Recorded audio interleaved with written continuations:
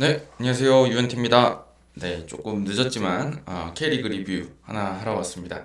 오늘 리뷰해드릴 경기는 김천 상무 대 광주 FC 경기입니다. 김천 상무가 먼저 1실점 했는데도 2대1로 역전 승리를 거뒀습니다. 광주는 지금 4연패에 빠지게 됐는데 이 경기가 또 굉장히 흥미로운 경기가 아니었나라는 생각이 듭니다. 왜냐면 김천이 이번 시즌 보여주고 있는 축구, 제가 좀 FC 서울전 때도 말씀 조금 드렸었는데 그게 또 상당히 매력적인 것 같아요. 제가 보기에는 짜임새가 있고 매력적인 부분이 있고 그게 광주한테 먹힐까 좀 저는 궁금하긴 했거든요. 근데 보니까 광주가 김천한테 대처를 잘 못했다 라고 보는 게 맞는 것 같습니다. 뭐 경기 뒤에 인터뷰를 보니까 이정효 감독님은 광주 선수들은 좀 지키려고 했던 경기 같고 지지 않으려고 했던 경기 같고 김천 선수들은 이기려고 했던 경기 같다, 그런 적극성의 차이를 조금 짚어주신 것 같은데 저는 좀 전술적으로도 할 얘기가 좀 있는 이야기였던 그 경기였던 것 같아요. 그래서 김천이 광주를 통제하고 굉장히 잘 괴롭혔는데 이게 지금까지 우리가 K리그에서 광주를 상대하는 방식을 여러 팀들이 이제 비슷한 방식으로 광주를 상대해서 승리를 거두곤 했었는데 그거랑 좀 다른 유형의 경기를 보여준 것 같아서 재밌게 봤습니다. 재밌게 봤고 저는 이게 또 단순히 K리그뿐만 아니라 축구 전반적인 어떤 그 유럽에서도 특히 프리미어리그에서도 이런 식의 저는 경기들이 좀 있다고 생각을 하거든요. 그래서 그거랑 연관해서 광주가 지금 그걸 어떻게 극복해 나가야 될까를 조금 설명드려 볼까 합니다. 이게 뭐 제가 답이라고는 말씀 못 드리겠어요. 이게 비전문가잖아요, 저는. 그러니까 설명을 맨날 전술적인 설명 드리지만 저도 사실은 이게 굉장히 어려운 문제라는 걸 알고 있고 제가 정확하게 설명하지 않는 부분도 있을 거라는 생각이 듭니다. 그러니까 결국에는 제가 드리는 말씀은 뭐냐면, 그러니까 제가 얘기가 막 100% 틀렸으니까 듣든 말든 마음대로 하세요 이런 건 아니고 들어주시면 좋겠어요. 근데 제 이야기가 정답은 아닐 수 있다. 하지만 저의 의견 중에 하나다, 이렇게 좀 이해를 해주시면 감사하겠습니다. 자, 먼저 말씀 좀 드려보면 김천 같은 경우는 특징이 좀 있습니다. 제가 이제 작년부터 뭐 혹은 재작년에 뭐 이렇게 설명드릴 때 광주 아니 저 상무의 축구는, 김천의 축구는 약간 욜로식이다. 그래서 지금 현재 이 경기를 얼마나 잘하고 뜨겁게 불태우는가에 어떤 그런 어떤 그 중점을 두고 봐야 될 팀이지, 이게 전술적으로 매우 안정적으로 하고 싶어하고 성적을 내고 싶어하는 축구는 아닙니다. 제가 봤을 때는. 왜냐하면 김천이 이번 경기에선 광주를 잘 괴롭혔어요. 비슷한 방식으로 FC 서울하고 경기를 펼쳤는데 광주는 2대1로 이겼습니다. 본인께 잘 먹히고 그게 또 이제 성과를 발휘하니까. 근데 FC 서울 같은 경기에서는 이게 무너지기 시작하니까 와르르 무너지기도 하는 거죠. 그러니까 김천은 제가 봤을 때는 경기가 잘 풀릴 때는 굉장히 잘하지만 안 될 때는 또 이제 크게 지는 경우들도 생기거든요. 근데 이게 일반적으로는 이런 축구를 좀 안 좋아해요. 지도자 선생님들도 그렇고 팬들도 그렇고. 이게 널뛰는 축구가 좋을 수가 없잖아요. 평균이 뭐 60점으로 비슷한 축구라고 하더라도 최대값하고 최소값이 그게 차이가 적은 축구가 어떻게 보면은 팀이 안정적으로 되어 있다는 걸 설명할 수 있는 거지, 기복이 큰 거는 사실은 이게 불안할 수가 있죠. 하지만 김천은 괜찮다 이겁니다. 왜냐하면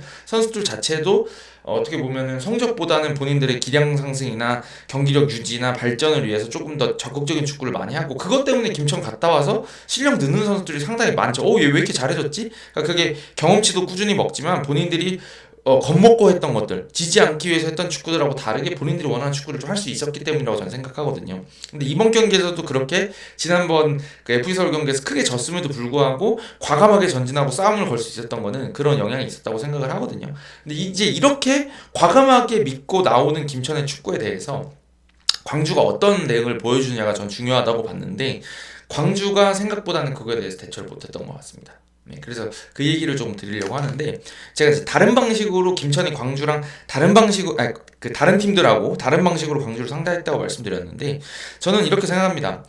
바둑을 잠깐 불러왔는데 여지까지 이제 많은 팬분들이 알고 계세요. 저도 이제 커뮤니티 돌아다니니까 광주의 약점이라고 하면 대부분 그렇게 생각합니다. 제가 보기에는 그 K리그 공식 유튜브에서 나왔던 걸로 기억하는데, 한준희 해설위원이 아마 나오셨던 걸로 기억하는데, 광주가 볼을 끄는 이유라는 그 영상이 굉장히 유행을 많이 했어요. 그쵸? 광주가 일부러 상대가 예를 들면은 센터백들이, 잠시만요, 센터백이 여기 공을 잡았을 때 뭐 이제 급하게 여기다 투입해가지고 전진하려고 하는 축구를 하는 팀이 있는가 하면, 이제 광주 같은 경우는 여기서 이렇게 접근해 올 때까지 기다려서 여기를 준다, 뭐 이런 식의 어떤 이야기였는데, 그래서 뭐 이제 그 포항이 이겼을 때도 그렇고 인천이 그래 또 이겼을 때도 그렇고 저번에 대구가 이겼을 때도 그렇고, 대체로는 여기서 안 가면은 광주가 못한다, 이런 이야기들이 많았습니다. 그거 그렇게 하니까 광주 아무것도 못하네? 라고 하는 방식의 어떤 대응 방식이 있었던 거죠. 그러니까 여기에 굳이 들어가서 수비를 하러 접근을 해서 흔히 말하면은 이쪽 공간 전진한 뒷공간을 내줄 필요가 없다는 거죠. 그러니까 여기서 공을 잘 받으면 여기를 또 압박하러 나와야 되는데 그럼 연쇄적으로 여기가 또 비니까 이런 식의 공간이 나게 되면 광주가 이걸 굉장히 잘 쓴다라는 거니까 여기까지는 이거를 안 나가고 기다리겠다라는 식이었는데요. 김천이 저는 이걸 좀 다른 방식으로 접근했던 것 같아요. 이게 어떤 식으로 접근하냐면 일단 안 가는 건 똑같습니다. 여기까지는 안 가는 건 똑같은데 경기를 한번 잘 돌려보시면 처음에는 이렇게 4-4-2 형식으로 서 있거든요. 근데 이게 횡으로 나가는 순간에는 접근을 해요. 여기를 압박을 해 들어갑니다. 그래서 이제 어떤 식으로 압박이 들어가냐면 이게 제가 딱 맞게 설명드리는 건지 모르겠는데 여기서 이렇게 접근하는 거는 뺏으러 가는 건 아닙니다. 근데 여기에 주변에 주는 거를 템포를 빠르지 못하게 하기 위해서 여기로 가요. 그래서 어떤 느낌이냐면 여기서 이렇게 이쯤까지 나오면 이제 제가 가끔 설명드릴 때 드리는 말씀인데 초능력자가 있지 않은 이상 물리법칙에 따라서 이거는 진행 방향이 여기고 여기 뭐 불규칙 바운드가 있지 않은 이상은 이 선수한테 가거든요. 그러니까 여기 온다는 게 결과가 정해져 있어요. 이 4번이 공을 받는다는 게. 그러니까 9번이 여기를 뛰어가는 겁니다. 그러면 선택지를 좁힐 수가 있어요. 여기 공이 여기 올 거고요. 여기로 들어가거나 여기로 들어가겠죠. 그러니까 이 선수가 양각을 보고 있다가 일로 들어가면 여기를 붙어버릴 수도 있죠. 그럼 이제 이게 일로 나갈 수도 있긴 한데 혹은 또 이제 다른 방식으로 설명드리면 여기 공 잡을 때 이 선수가 접근을 할 때 이렇게 접근하면 어떻게 될까요? 동선을 이렇게 해서 뛰어오면 그러면 어떻게 되냐면 이 선수가 여기를 돌려줄 수도 있긴 한데 여기는 이 선수가 이렇게 압박을 해서 각을 이렇게 잡아버리는 겁니다. 여기도 못 주고 여기도 못 주고 6번도 못 주고 3번도 못 주기.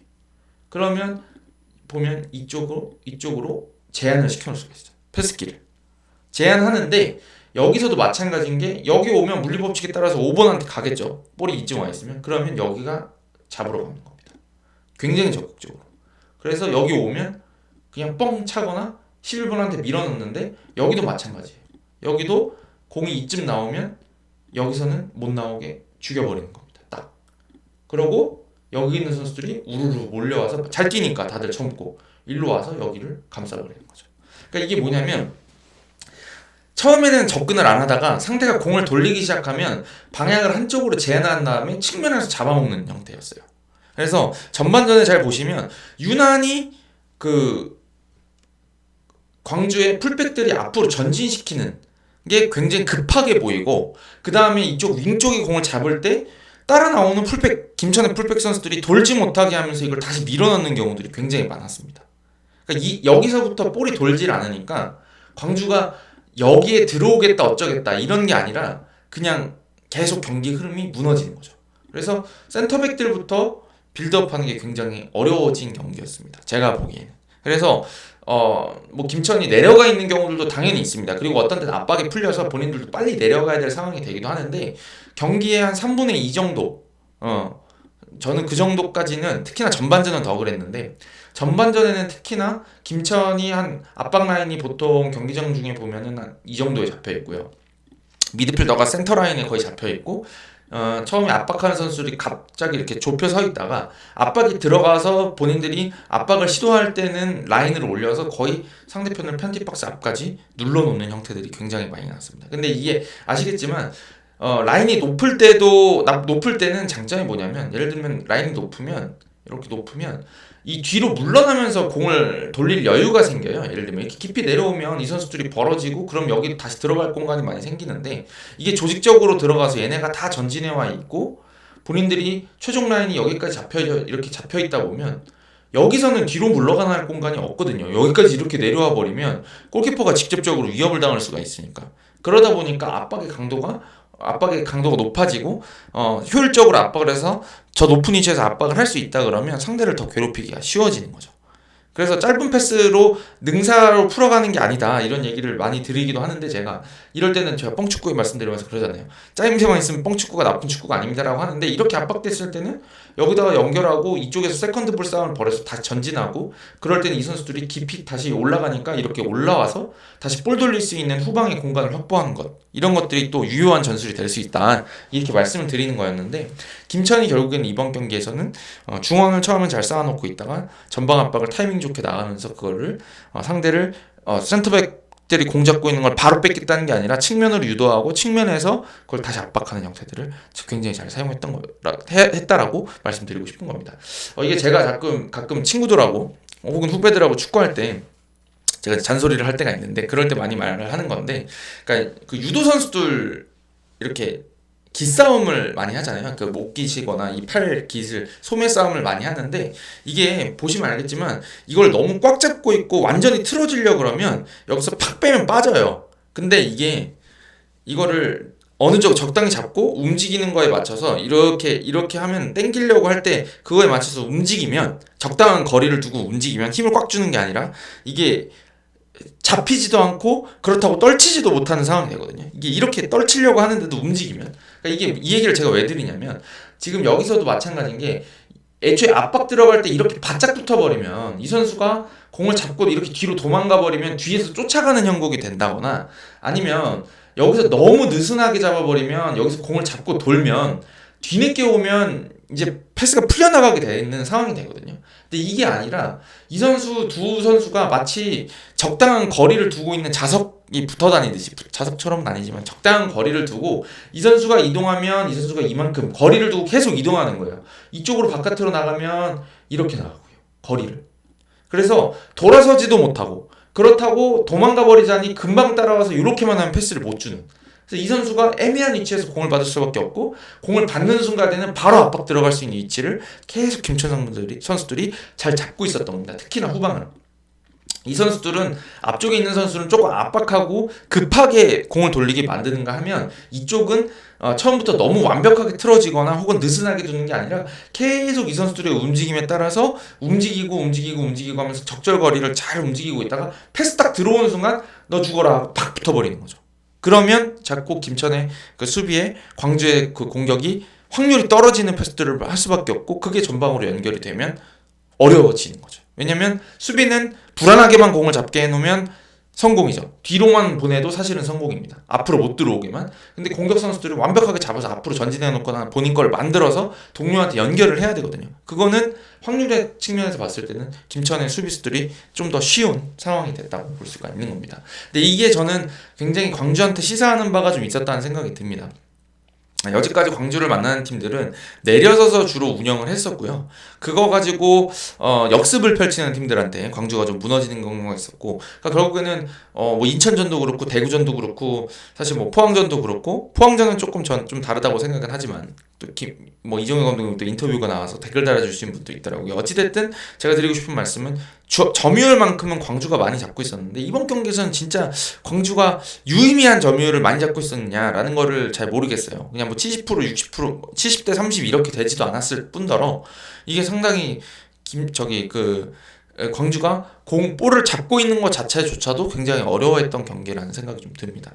이게 또 리그 전반에도 좀 시사하는 바가 있다고 생각하는 게, 광주를 대응하는 방식들을 여지까지 인천, 대구식으로 많이 운영을 해왔다고 한다 그러면, 이번에 김천이 보여준 방식은 사실은 조금 더 가다듬고 한다 그러면 전력이 좋은 팀들은 쓸 수 있는 전술이라고 생각해요. 예를 들면은 울산이라던가, 혹은 이제 좀 정비가 된다면은 전북이라던가, 선수층은 좋으니까, 혹은 조금 더 스타일이 맞고 녹아든 FC 서울이라던가, 혹은 대전 정도 될까요? 대전이 지금처럼 소극적인 축구를 안 한다는 전제하에, 하여튼 그런 압박을 잘하는 팀들이 이런 걸 쓴다 그러면 광주를 제압하는 또 다른 방식의 축구가 나올 수가 있다 라는 생각이 듭니다. 그래서 광주 같은 경우는 이렇게 압박 들어오는 팀을 상대로도 본인들이 어떻게 더 해나갈 수 있을 것인가에 대해서 또 고민이 좀 필요한 상황인 것 같습니다. 그리고 저는 이제 광주에 대해서는 약간의 우려와 또 이제 응원을 보내주고 싶은 경기였는데요. 저는 이런 그 광주 같은 축구가 저는 고급 축구라고 생각합니다, 솔직히. 굉장히 뭐 제가 이제 수비 축구를 욕하지 맙시다 하고 저도 수비 축구 인정합니다 이렇게 말을 하지만 저는 광주 축구 같은 거를 좋아해요. 좋아하고 아기자기해야 된다고 생각하고 보는 맛이 있어야 되고 보는 맛이 있어서 이게 골을 만들어내는 방식이 단순하게 그냥 그 선수들의 어떤 개인기량에 맞춰서 운이 좋아서 만들어내서 득점이 들어가는 게 아니라 우리는 이런 식으로 득점을 만드는 팀이야 라는 걸 약간 선언하고 알아도 못 맞게 만드는 팀들이 매력적이라고 생각합니다. 그리고 그게 장기적인 성공을 만들어가기에 굉장히 중요한 요소라고 생각해요. 왜냐면 선수 한 명이 바뀌더라도 조금 개인기량이 떨어지면 사실은 팀의 전력 저하가 있을 거긴 하지만 다른 선수들이 그거를 전술적으로 이해하고 있다 그러면 기복이 작은 팀, 아까 처음 말씀드렸던 것처럼 기복이 작은 팀을 만들어갈 수 있을 거라는 생각이 들어요. 네. 왜냐면 다른 선수가 들어와도 비슷한 축구를 할 수 있을 거라는 생각이 드니까. 근데 그럼에도 불구하고 저는 광주가 조금 고전할 수 있겠다라는 생각이 듭니다. 일단 지난 시즌에 비해서 이번 시즌에 이제 다른 팀들이 광주한테 많이 당하다 보니까 나름의 이제 해결책들을 들고 나온 것들이 있고요. 저는 이제 광주의 축구가 좀 참고해야 할 부분들이 좀 있다고 생각을 해요. 그게 저는 이제 맨체스터 시티와 리버풀의 관계를 조금 이야기를 드리고 싶은데, 참, 이게 어려운 얘기죠. 광주 FC 얘기를 하면서 뭐 맨시티랑 리버풀이 왜 나와? 걔네랑 몸값 차이가 얼마인데, 홀란드 한 명이면 팀을 몇 년 운영할 거 아닙니까? 사실 그 몸값이면. 그런 상황이긴 한데, 제가 좀 참고할 부분이 있다고 생각하는 게 뭐냐면, 일단, 광주가 가지고 있는 한계가 있습니다. 그거를 부정할 수가 없어요. 이정효 감독님이 날고 기는 지도자라고 하더라도 이정효 감독님이 진짜 과르디올라보다 더 뛰어난 전술적 능력을 가지고 있다고 하더라도 광주 FC의 스쿼드를 가지고 프리미어리그에서 경쟁하는 거 굉장히 어려울 겁니다.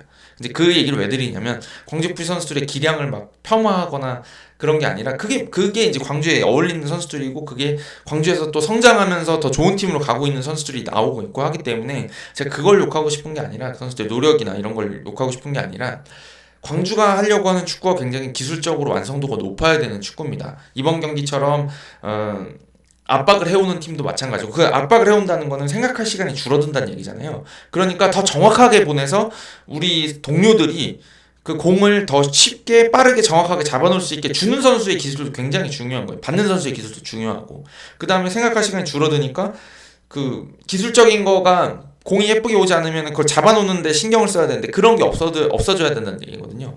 그런 게 있다 보니까 기술적으로 좋아야 되는 선수가 있어야 되는 거고 또 대구나 인천처럼 그렇게 좁은 공간에서 뭔가 풀어나오려고 한다 그러면 거기서도 기술적인 능력이 너무너무 필요한 겁니다. 리오넬 메시가 있었다면 압박을 안 당한다는 걸 생각해 보시면 압박 들어오면 혼자 풀어버리잖아요. 그러면 그 다음부터 압박을 못 가거든요.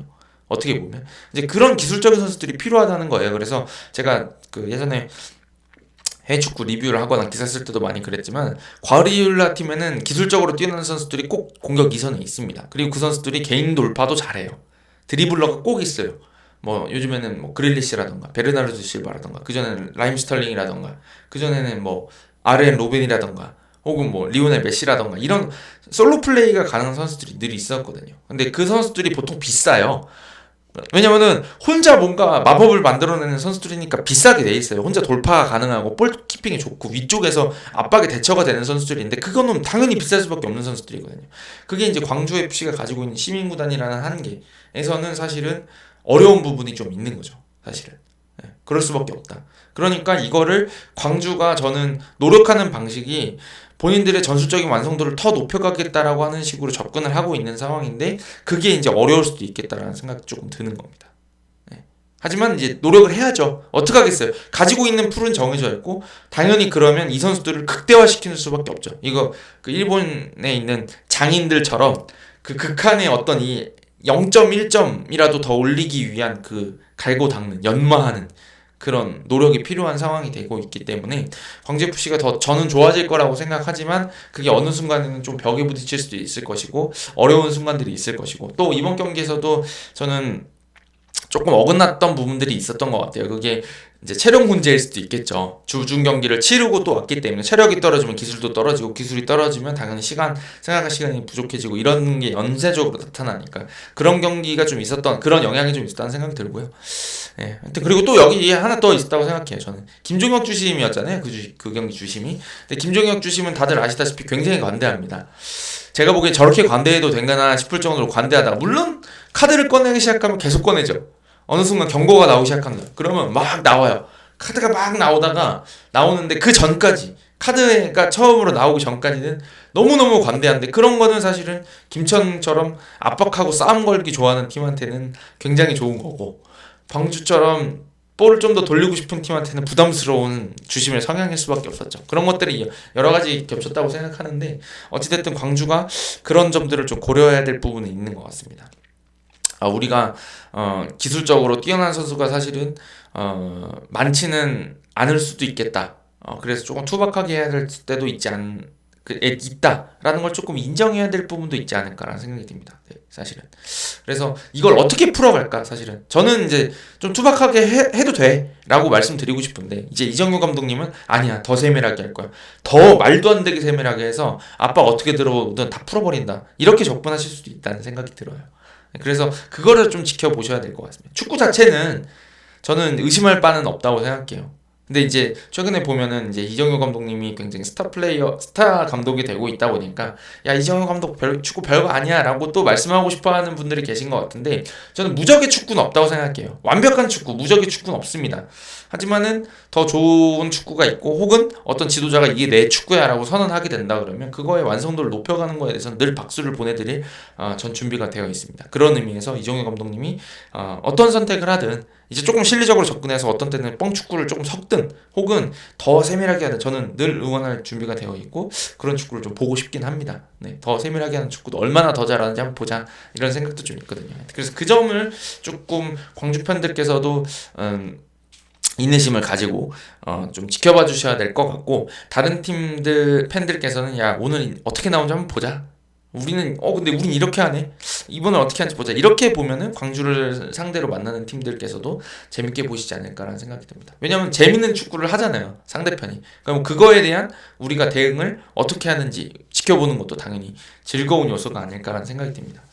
자, 그리고 이제 제가 아까 맨시티 리버풀 얘기를 좀 드렸었는데, 이 얘기를 왜 드리냐면요, 제가 그 뻥축구를 섞는다 이 얘기를 조금 드리려고 하는 건데요, 맨시티가 사실은 그 과르디올라 감독이 처음 와서 2016-17 시즌에 제가 왔던 걸로 기억하는데, 맞나? 16-17 맞나? 17-18인가? 하여튼 그랬는데, 그때 이제 굉장히 노쇠화된 스쿼드를 가지고 있을 때였는데, 그 첫 시즌 제외하고 사발라탄이 콜라루프니 이런 선수들이 있었던 그 시기를 제외하고 본인의 색깔을 그래도 어느 정도 맞춰놓고, 이제 색깔을 선수들에 맞춰서, 새로 영입한 선수들에 맞춰서 본인의 전술적 색깔을 팀에 제대로 불어넣기 시작한 이후에는, 제가 느끼기에는 처음에 맨시티는 리버풀하고 만났을 때 후방에서 빌드업을 더 세밀하게 하려고 하는 축구를 많이 시도했었습니다.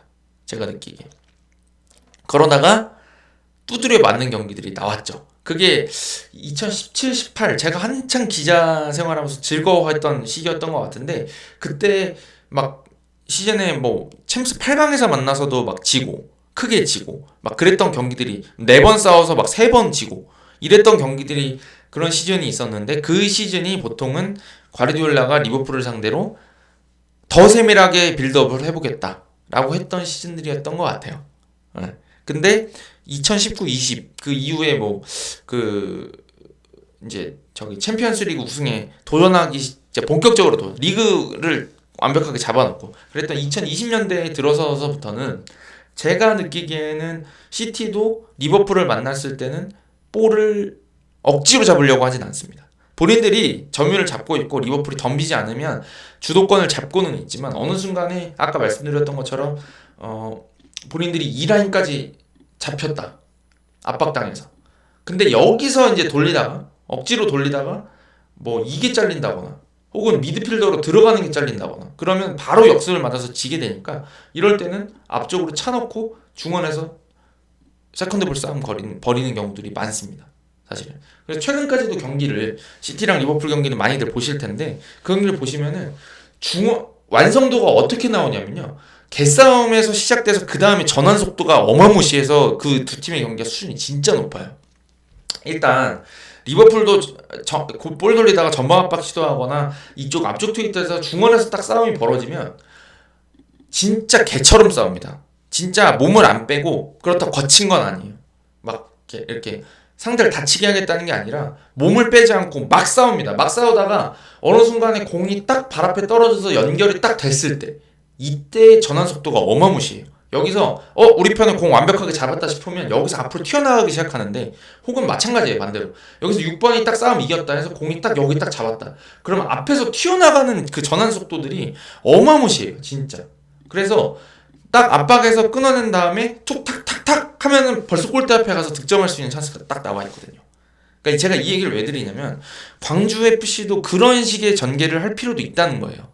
제가 생각하기에는. 아까 그게 같은 얘기인데, 그러니까 지금까지는 이렇게 전개, 상대가 덤비고 막 싸움을 할 때 우리가 이제 뒤로 엉덩이를 뒤로 빼면서 미드필더들이 뒤로 물러나면서 이렇게 하다 보니까 이쪽에 뻥 차서 연결을 하더라도 사실 고립되는 형태들이 많았는데, 어떤 순간에는 이걸 전술적으로도 준비할 필요가 있다는 거죠. 본인들이 이렇게 미드필더가 잡혀 있는데 김천을 다음번에 만난다 그러면, 야 이번에는 우리가 돌리려고 할 때는 내려가지만 어떤 순간에 얘네가 접근해 온다 그러면 여기 오니까 접근해 올 거야 라는 걸 알고 있다 그러면, 이땐 그냥 이제 약속을 해버리는 거죠. 앞에 찰 거니까 여기 앞에 있는 이건희 선수 근처로 붙어줘, 붙는 거야 하고 이건희를 노려서 목적을 가지고 롱볼 때려버리는 겁니다. 그래서 여기서 싸움 벌여서 세컨드 볼 따낸 다음에, 그 다음에 따내는 거 확인하는 순간 출발, 여기서 측면에서 들어가는 거, 여기 이렇게 딱 침투해서 들어가자, 뭐 이런 식의 전술도 완성이 되어 있다 그러면 오히려 상대의 전방 압박을 역이용할 수 있는 좋은 전술이 된다는 겁니다. 이게 시티도 리버풀을 만났을 때 적절하게 이런 걸 쓴다는 겁니다. 근데 이제 이런 건 생각해 보시면 또 하나 여기서도 선택의 여지가 있는 게 뭐냐면, 이거도 그 과르디올라는 클롭이니까 이런 거 쓰는 거지 아무 팀한테나 이런 거 쓰진 않아요. 뭐 예를 들어 가지고 뭐 중위권에 있는 팀들이 전방 압박 시도한다 그래가지고 이런 식으로 하진 않아요. 왜냐면 그럴 때 돌려버리는 능력이 있으니까. 본인들은 센터백들도 다 볼질 차는 애들밖에 안 뽑잖아요. 엄청 비싼 애들. 그래서 발밑 좋은 막 1,000억짜리 수비들을 사오는 이유가 그런 이유인데, 그렇게 해서 평소에는 돌리면서 하지만 본인들이 해보니까 얘는 좀 만만치 않다 싶거나 개인 능력을 갖추고 있는 공격수들이 있다거나 중원도 그렇다거나 하면 이걸 쓰는 거죠. 그러니까 이번 광주가 이번 경기에서 김천한테 전 당했다고 보는데, 이거를 가지고 다른 팀들 상대로 우리가 어느 정도 할 수 있을까를 간을 좀 보면서 이제는 그런 어떤 중용을 찾아가야 될 부분이 있지 않느냐라는 생각이 저의 의견인 겁니다. 하지만 이제 이정효 감독님의 의견은 모르겠다. 하지만 그걸 지켜보자, 이런 얘기를 드리고 싶은 겁니다.